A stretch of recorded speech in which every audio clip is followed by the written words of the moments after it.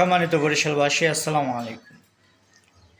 পৃথিবীর যতগুলো সুন্দর শহর আছে, অধিকাংশ শহরে আশেপাশে নদী বা সাগর দেখবেন। তার মানে নদী বা সাগরকে কেন্দ্র করে, মানে পানিকে কেন্দ্র করেই ওই শহর সবচেয়ে সুন্দর শহরে রূপান্তরিত করা যায়।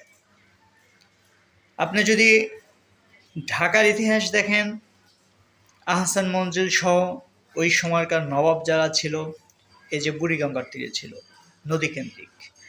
আমরা প্রাকৃতিকভাবেই এমন একটা অঞ্চলে জন্মগ্রহণ করেছি, সেটা হচ্ছে বরিশাল তথা দক্ষিণ অঞ্চল, যেখানে নদী, খাল, পুকুর আমাদের প্রাকৃতিক একটা সম্পদের অংশ।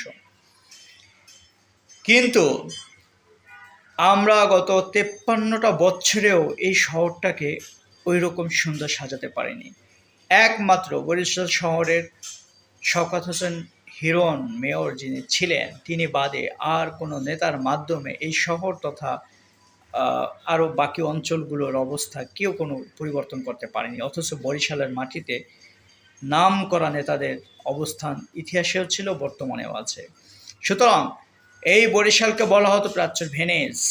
আমরা নতুন প্রজন্মর সাথে মিলে এবং আপনাদের সমর্থনে আসুন প্রাচ্যের ভেনিসকে বাংলার ভেনিসে রূপান্তরিত করার জন্য যে যোগ্য নেতৃত্বকে বাছাই করা দরকার, তাদেরকে বাছাই করে যেন আমরা নেতৃত্বে বসাতে পারি এবং আমাদের বরিশাল তথা দক্ষিণ অঞ্চলকে বাংলাদেশ তথা বিশ্বের ভিতরে সৌন্দর্যতম এবং সুন্দর একটা অঞ্চলে রূপান্তরিত করতে পারি। আমাদের পানি সম্পদকে কেন্দ্র করে সেই চেষ্টা অব্যাহত রাখি।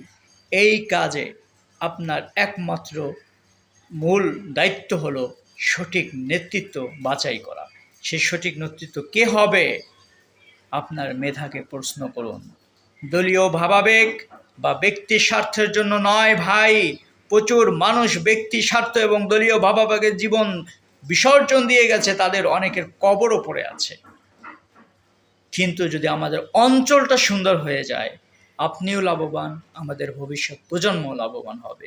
সুতরাং আসুন নিজেদের ভূখণ্ডকে সুন্দর করার জন্য আমাদের এই গুরুত্বপূর্ণ দায়িত্বটা পালন করে যাই, যেন ভবিষ্যৎ প্রজন্ম তথা সারা বাংলাদেশের মানুষ বলতে পারে সত্যিকার অর্থে বরিশালের মানুষ নেতৃত্ব দেওয়ার জন্য যোগ্য এবং তাদের স্বপ্ন অনেক সুন্দর, তারা আসলে সুন্দর মানুষ।